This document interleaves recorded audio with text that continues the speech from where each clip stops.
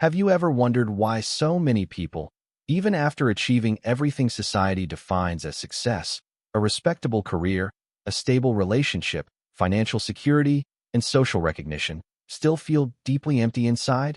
Why, upon reaching the top of the ladder, do some look around and ask, is this all there is? This type of silent discomfort, almost impossible to explain, was identified by Carl Gustav Jung as an alarming psychic condition he called Sunday neurosis, an emptiness that does not arise from lack, but from achievement. It is what he observed in many of his patients.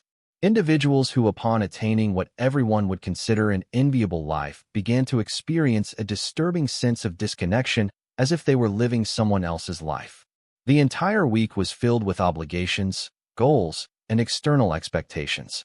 But in the silence of Sunday, when there are no emails, meetings, or distractions, something deeper begins to emerge. An existential malaise that cannot be resolved with more work, more shopping, or more likes. Jung saw that this phenomenon was not a character flaw, nor ingratitude, nor simply biochemical depression. It was the soul protesting, a cry from the depths of the unconscious, saying, "You have built a life that everyone admires except for who you really are." This is the golden prison, beautiful on the outside but suffocating on the inside. In this introduction, we delve into a truth that few dare to face. Success, when built solely on external demands and social persona, can become a sentence of emptiness. And worse, this often happens to people who did everything right. They followed society's manual to the letter, but they forgot to consult the only guide that truly matters, their own soul. Throughout this video, we will explore why this emptiness occurs, how Jung explained this internal rupture, and most importantly, what can be done when even a perfect life seems to have no meaning at all. Because perhaps the problem is not what you have achieved, but who you had to become to achieve all of this. If you have ever felt this way, if this silent feeling of disconnection has visited you in moments of apparent tranquility, keep watching. This video was made just for you. For most of life, society offers us a clear script. Study, choose a promising career, achieve stability, start a family, seek recognition, and ascend socially. We are taught both explicitly and implicitly that these milestones are synonymous with fulfillment. Many follow this path with admirable discipline and effort. However, something deeply unsettling happens to some of these people when they finally arrive. The promise of wholeness never materializes. Success, that ideal pursued for years, reveals itself to be an illusion, shiny on the outside, but hollow on the inside. Carl Jung observed this repeatedly in his clinical practice. He realized that this frustration was not a coincidence, but a predictable consequence of a structural error in how we build our lives, relying almost exclusively on external expectations. This error has a name and form. Jung called it identification with the persona, the social mask we create to be accepted, admired, and rewarded. The persona is functional and necessary, but it becomes dangerous when we start to believe that it is all we are. The problem is that the more we invest in this persona, in the role of exemplary professional, ideal partner, proud child, productive citizen, the less space there is for the self, the deepest, most authentic and instinctive part of the psyche. And the self, when neglected, does not disappear. It retreats to the unconscious and begins to manifest in subtle ways. Anxiety without apparent cause, apathy, loss of meaning, a desire to escape even when everything seems fine. Jung warned that the human soul cannot tolerate living in dissonance for too long. If you build your identity solely on what is socially validated without ever looking at your true internal needs, you are inevitably distancing yourself from yourself. The price, an emptiness that no external achievement can fill. And this emptiness is precisely what many successful people face. Lonely in mansions, disconnected in perfect marriages, suffocated in prestigious positions. This disconnection does not happen overnight. It is the result of a life built without listening to one's own soul. As Jung wrote, what you do not bring to consciousness appears in your life as fate. The fate in this case is the silent frustration of a life that, although admired by all, feels strange inside, as if something is deeply wrong, but no one else can see it, only you. And when this crisis finally knocks at the door, it is no use doubling down. It is no use seeking a bigger promotion, a more expensive car, or a new relationship because the problem is not outside. It is within. And it is precisely at this point that many face the decisive moment that Jung called the turning point of life. In the next part, we will dive into this powerful and liberating concept. The moment when the psyche begins to demand a radical change, a deep calling to stop living as others expect of you and start living as who you truly are. If this content is making sense to you, click the subscribe button and subscribe to the channel. Thank you for your support.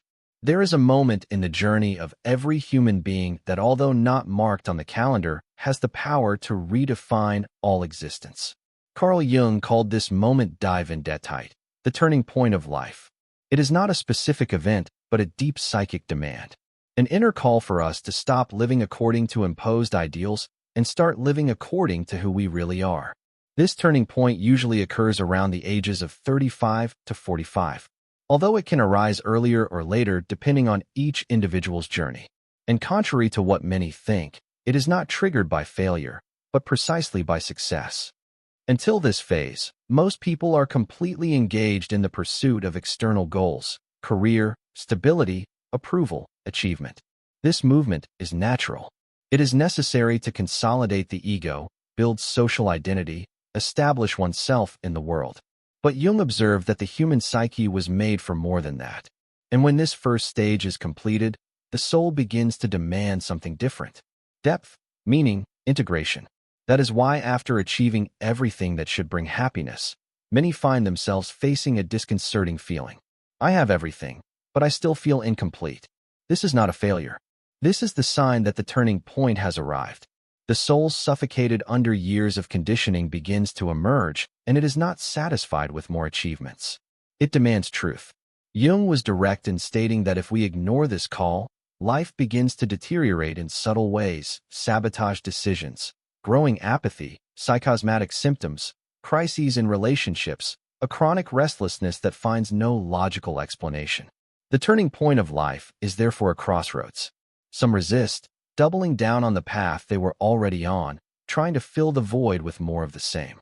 But this only deepens the emptiness.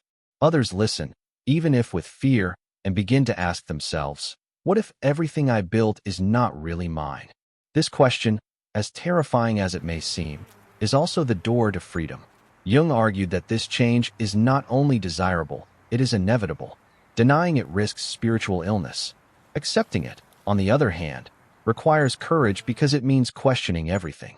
Your choices, your relationships, your beliefs, your identity. It means facing the fact that to truly live, it may be necessary to deconstruct much of what has been built. But why does this feeling of estrangement from one's own life intensify at this point? What exactly is being betrayed within us when we ignore this call?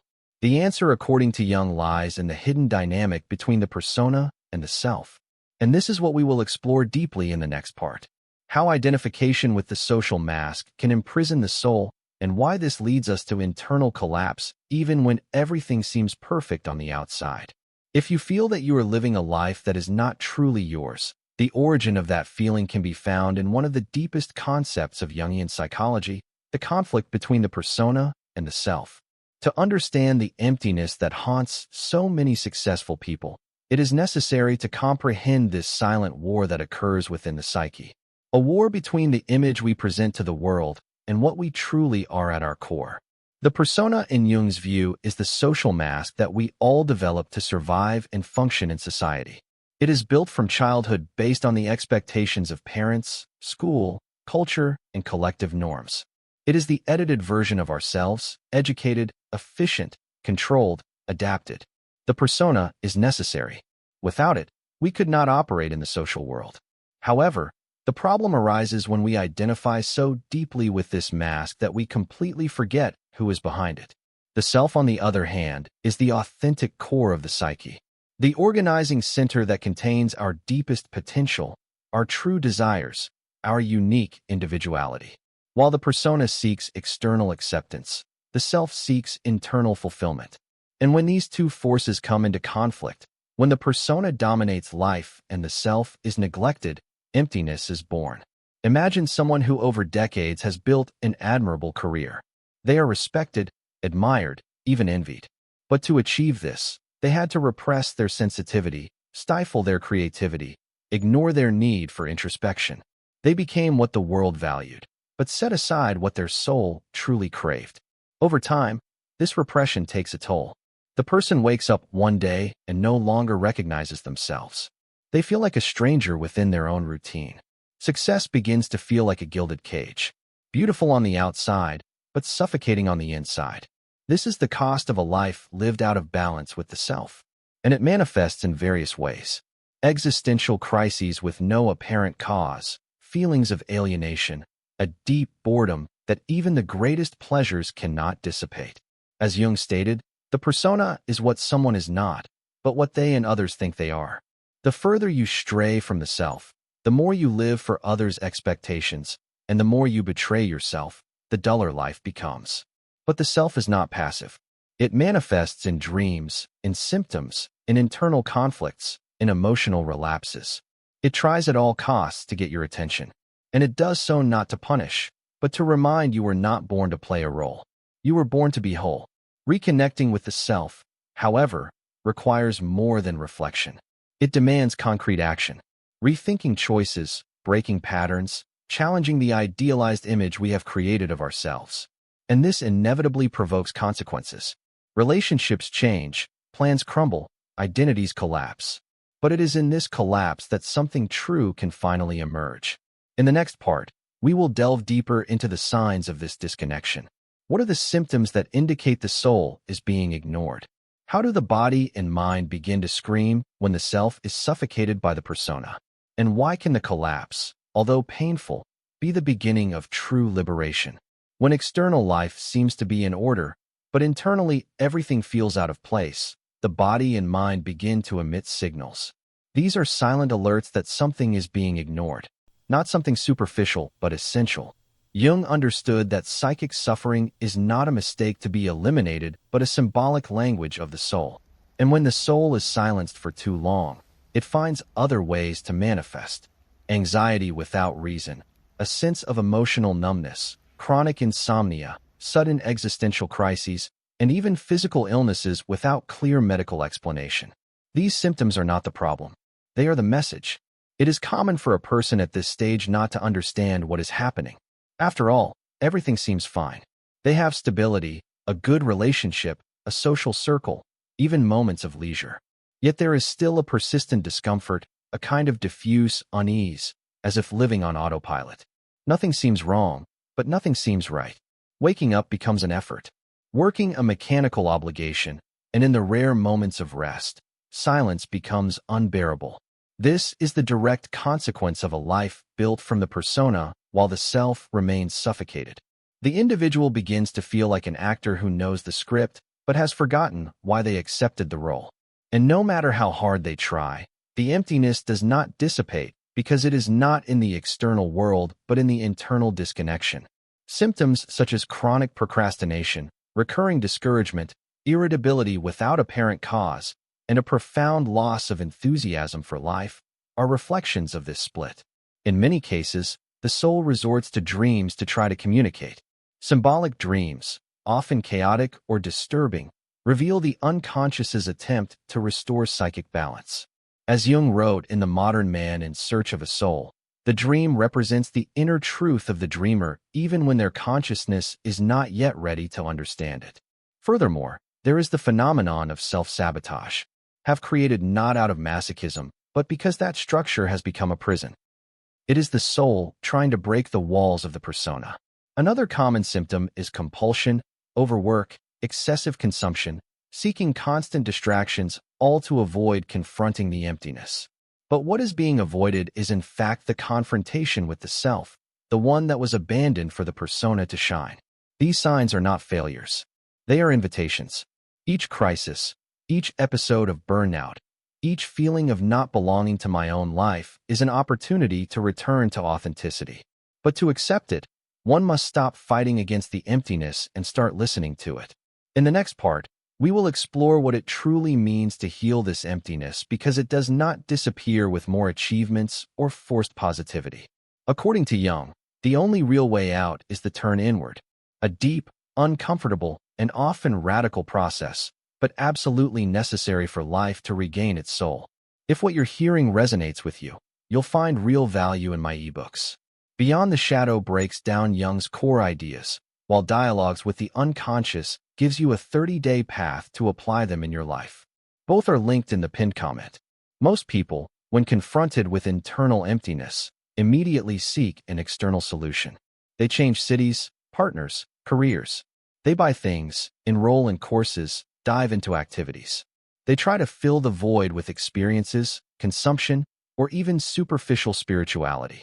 But as Carl Jung warned, the existential void that arises after exclusive identification with the persona is not a problem that can be solved within the same life structure that caused it. It is not a mistake in the system. It is the bankruptcy of the system. True healing, according to Jung, requires a movement that few people are willing to make the turn inward. This means reversing the direction of attention, stopping to ask, what does the world expect from me, and starting to ask, what is my soul asking of me? This movement is radical because it challenges everything we have been conditioned to value. It requires silence, introspection, facing the shadow, and a willingness to confront the most forgotten and painful parts of oneself. It is not about cheap self-help. Jung was clear. This process is destructive before it is constructive. It involves letting go of carefully cultivated identities, disappointing people who admired you for what you represented, not for who you really are. It is like dismantling a house that took decades to build but was erected on the wrong ground. The turn inward may include drastic changes, abandoning a career that no longer makes sense, ending a relationship where you cannot be whole, changing habits, cutting ties, revisiting traumas, questioning beliefs. But above all, it requires brutal honesty with oneself. It means stopping the negotiation with your own internal silence and finally facing the pain of living a life that is not yours. This journey back to the self is called by Jung the process of individuation. The path of integrating all parts of the psyche where the ego ceases to be the center and the self begins to guide life. On this path, a person starts to hear their true impulses, recognize their hidden desires, accept their contradictions, and transform their sufferings into awareness. It is a slow, painful process, but deeply liberating. And this transformation does not happen in a weekend retreat or a simple epiphany. It happens in the small daily choices. Saying no when everyone expects a yes. Admitting feelings you have learned to suppress. Changing the pace of life. Rediscovering passions that were buried in the name of productivity or image. The turn inward is above all an act of courage because it requires relinquishing the version of yourself that the world has learned to applaud. And in this abandonment, something new begins to emerge. A meaningful life, an existence with soul, a presence that no longer needs external validation to justify itself. But even after starting this journey, there is one last obstacle to face. The illusion that it is still possible to keep everything as it is while simultaneously living authentically. In the next and final part, we will talk about the truth that few have the courage to accept, that healing the void requires sacrifices, and that rebuilding a life around the self may mean abandoning everything that once brought you success. There comes a moment when it is no longer possible to sustain the illusion. You realize that you cannot continue living the same way and expect to feel something different. The soul, when silenced for too long, begins to scream. And this scream manifests as chronic dissatisfaction, emotional collapses, existential crises, and a constant feeling of being out of place. Carl Jung was clear. This type of suffering is not a defect to be corrected. It is a call to transformation. And answering this call inevitably means sacrificing parts of life that were built to please others, but that betray who you really are. This is the hardest point of the journey. Accepting that some things will need to die for others to be born. It could be the dream job that was never yours. It could be a relationship that works on paper but does not nurture your essence. It could be the social role you learned to play so well, but that today empties you. None of this needs to be thrown away with anger or impulsivity, but all of it needs to be re-evaluated with honesty. Brutal, courageous, non-negotiable. Jung believed that only those who have the courage to traverse the underworld of their own psyche face the shadow, recognize the rejected desires, and come out the other side with a new direction in life, become truly whole. True freedom is not in having a perfect life in the eyes of others. It is in building a life that makes sense to you. even if no one understands, even if it costs approval, stability, or status. This reconstruction is profound. It does not happen in a day, but it begins with a simple gesture. Stopping. Stopping fleeing from the void. Stopping trying to fill it with distractions. Stopping pretending that everything is fine when the soul is begging for change. And in that silence, something begins to reorganize. A new internal axis emerges. And for the first time, you start to remember who you are. Not what others expect of you, but your rawest and most alive essence. This is the journey back to the self. And there is no greater achievement. Because a life guided by the soul is by definition a true life. It may not be perfect. It may not be understood. But it is yours, and that is enough. Now tell me, do you feel you are living according to who you really are, or are you playing a role that was written by others? Leave your comment. Your story may resonate with someone who also needs to hear this. And if this video spoke to you in any way, don't stop here. The next video is also essential. Keep watching because the journey does not end with awakening. It only begins.